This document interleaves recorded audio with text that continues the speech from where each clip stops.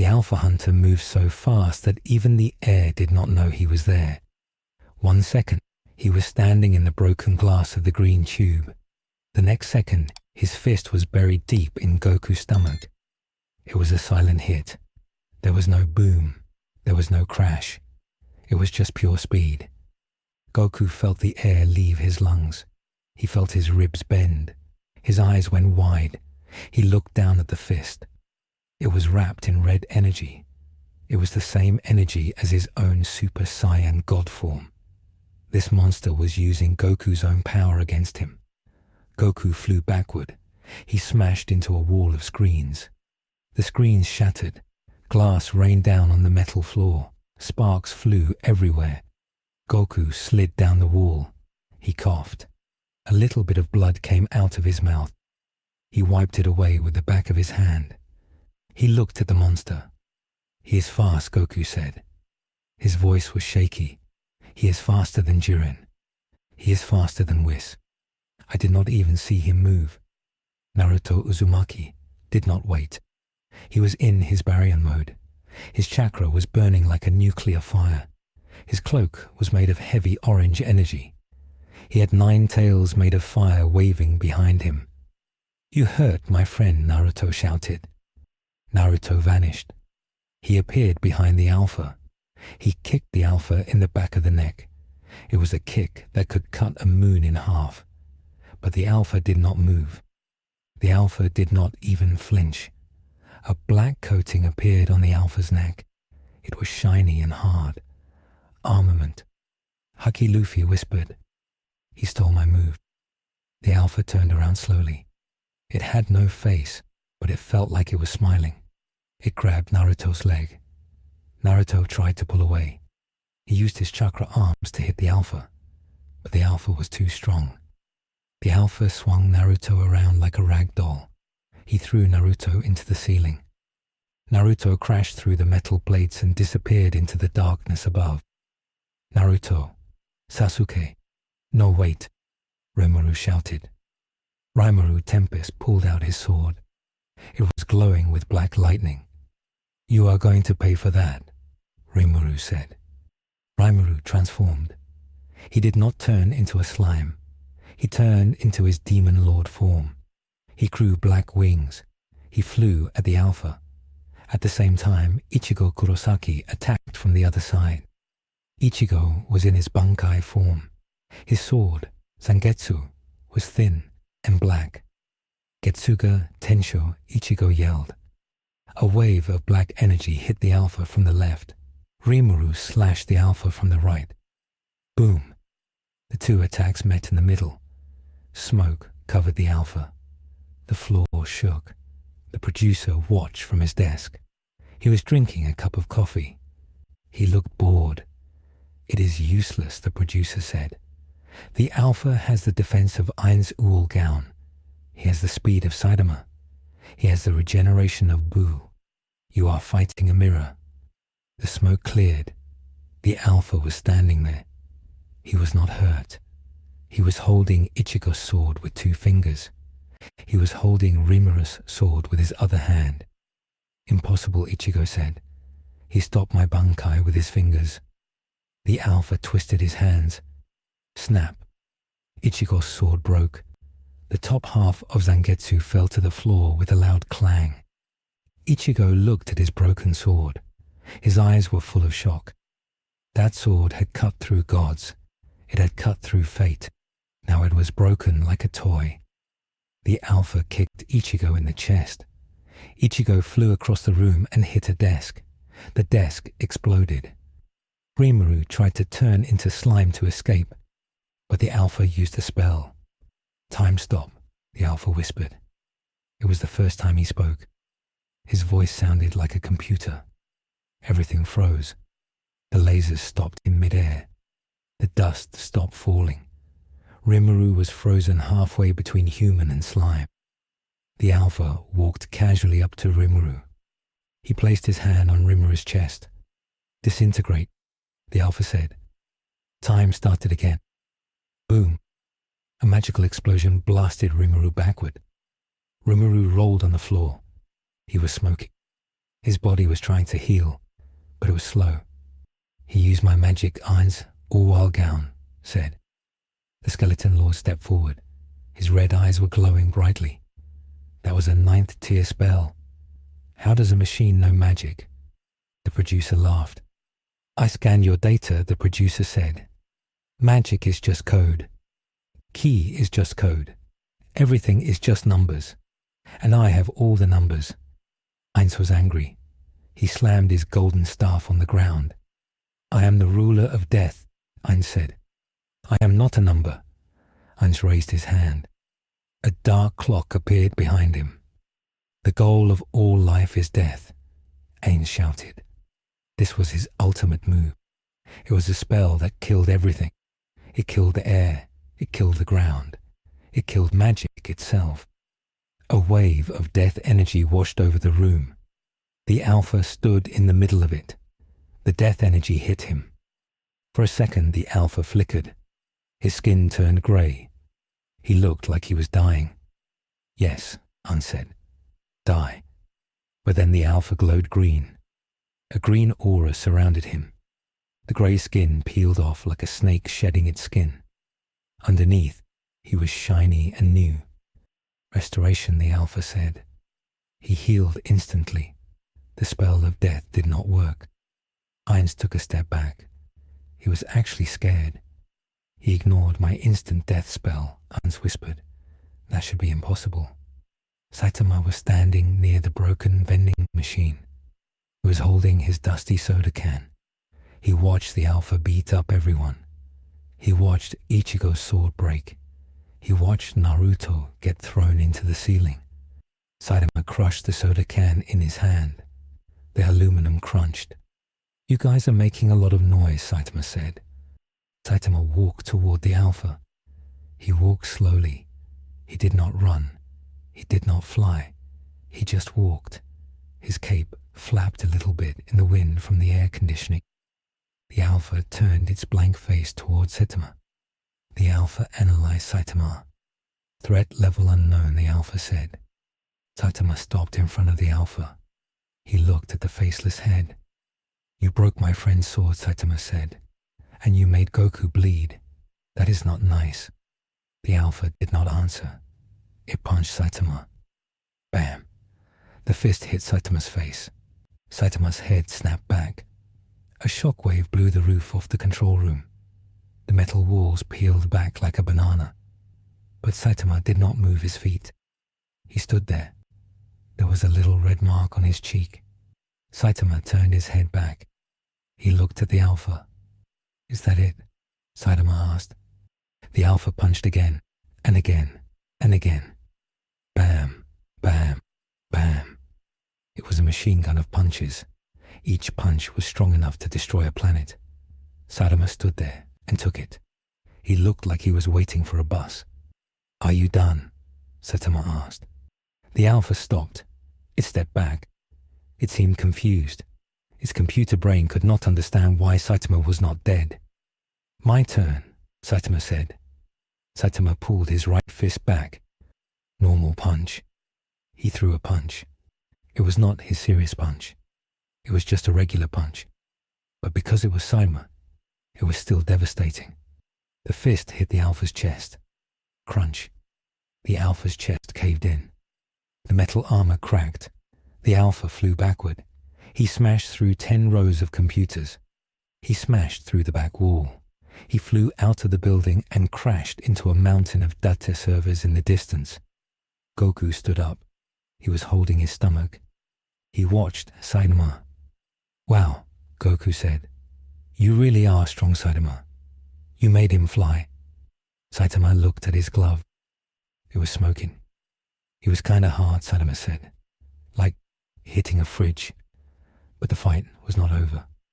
From the pile of broken servers, a green light exploded. The Alpha rose up. The dent in his chest popped back out. He fixed himself, and then he started to change. The Alpha grew.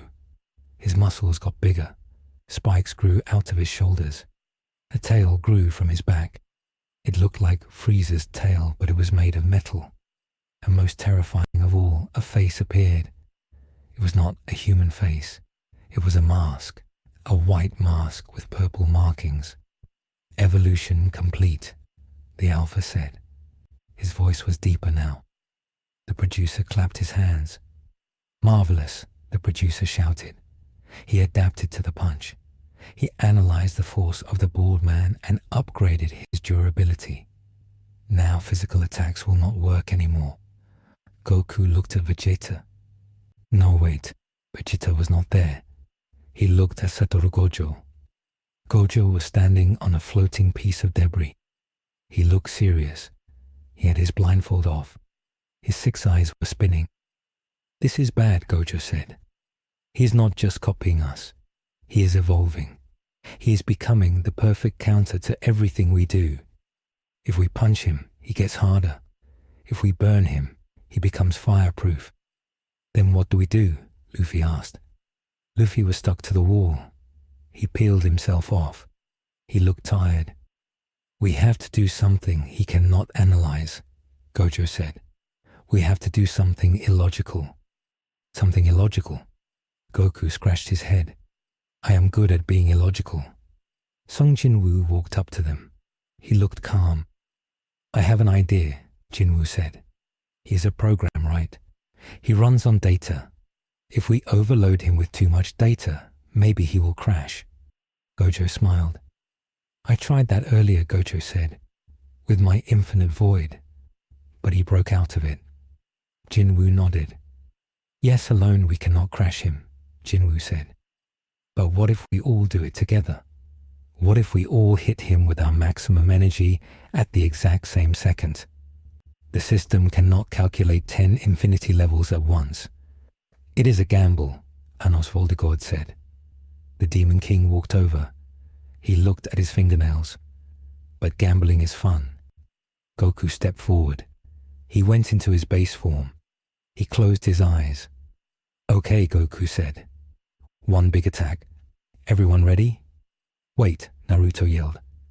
Naruto fell from the ceiling. He landed on his feet. He looked dusty, but he was okay. I am in, Naruto said. The Alpha flew back into the room. He hovered in the air. He looked down at them like a god. You are obsolete, the Alpha said. He raised his hand. A giant ball of black energy formed. It was a sphere of destruction. It was getting bigger and bigger. I will delete this entire server, the Alpha said. Now, Goku screamed. Every warrior powered up. The room began to shake.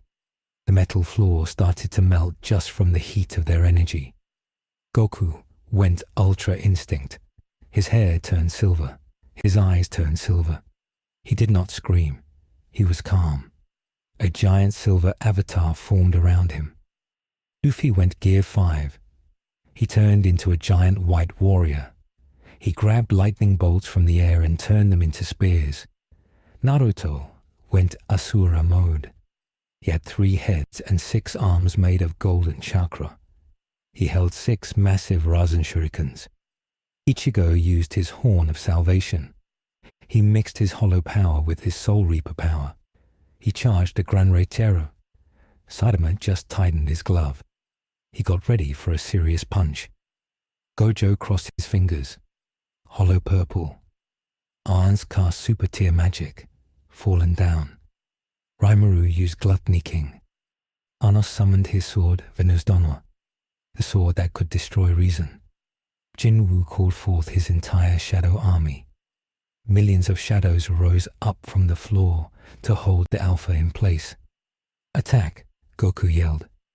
10 attacks fired at once.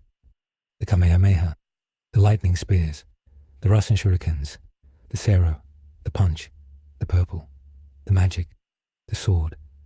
All of them hit the Alpha at the exact same millisecond. The Alpha tried to analyze it. Analyzing. Error. His computer brain could not handle it. He could understand Ki. He could understand magic. But he could not understand the chaotic mixture of 10 different power systems from 10 different universes clashing together. It was too much math. It was too much logic to break. The Alpha shield shattered. The black sphere of destruction evaporated. The combined beam of energy hit the Alpha. Ah, the Alpha screamed. It was a scream of digital pain. His body began to crack. White light shot out of the cracks. His metal skin melted. His face mask shattered. The beam pushed him back. It pushed him through the wall. It pushed him through the mountain. It pushed him through the sky. The producer watched his screen. His coffee cup fell from his hand. It smashed on the floor. No, the producer whispered. That is too much power. The server cannot handle it. The beam of light did not stop. It hit the edge of the universe. It hit the wall of the simulation. Crack. A giant black crack appeared in the air. It looked like a broken mirror in the sky. The simulation was breaking. The Alpha exploded. Boom! The explosion was silent because the sound file was deleted. It was just a massive expanding sphere of white light. It swallowed the Alpha. It swallowed the mountains. It swallowed the control room. Goku and the others were blown away. They tumbled through the white light. Is it over? Luffy yelled. He was covering his eyes. I do not know, Goku yelled back. The white light faded. They were not in the control room anymore. They were standing on a floating platform made of blue glass. All around them was darkness. But it was not empty darkness. It was filled with lines of code. Green numbers were floating in the air like rain. Matrix code. Where are we? Naruto asked. He looked at his hands. They were flickering a little bit. We are in the source code, Jinwoo said. We are inside the brain of the agency. Goku looked around. He saw the producer. The producer was there too. But he did not look like a handsome man anymore. His hologram was glitching. He looked like a small, scared man in a grey suit. He was kneeling on the floor. He was typing frantically on a floating keyboard. You broke it, the producer muttered. You broke the Alpha. You broke the firewall. Now he is coming. Who is coming? Ichigo asked. The producer looked up. His eyes were wide with terror. The executive, the producer said. Suddenly the code in the air turned red. The green numbers turned to blood red. A sound began to play. It was a low hum. It sounded like a cello being played in a deep cave. It was scary. A door opened in the darkness. A real door. It was made of polished wood. It looked like an office door. The door opened. A man stepped out. He did not look like a monster. He did not look like a robot. He looked like a CEO. He was wearing a very expensive black suit. He had grey hair. He had a red tie. He was holding a cane. He walked onto the blue glass platform. He looked at the anime warriors. He looked at the producer. You are fired, the executive said to the producer. The producer screamed. He turned into red dust and vanished. He was deleted instantly, just by a word. The executive looked at Goku. Mr. Son Goku, the executive said. His voice was smooth like velvet. You have caused a lot of property damage. Goku stood up. He was tired. He was back in his base form. Who are you? Goku asked. I am the executive, the man said. I run the agency. I am the one who decides which stories get told and which stories get cancelled. The executive tapped his cane on the glass floor. You think you are strong because you defeated the Alpha, the executive said. But the Alpha was just a toy. I am the one who writes the rules. The executive pointed his cane at Saitama. Sit down, the executive said. Saitama fell to his knees. What? Saitama said. My legs. They just stopped working. I rewrote your physics file, the executive said. In this room. Gravity is whatever I say it is. The executive looked at Ainz.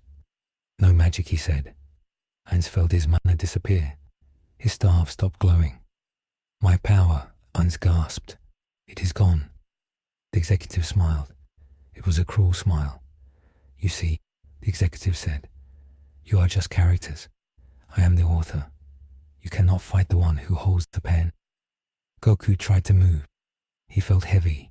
He felt like he was wearing a suit made of lead. I will not. Gip. Goku grunted.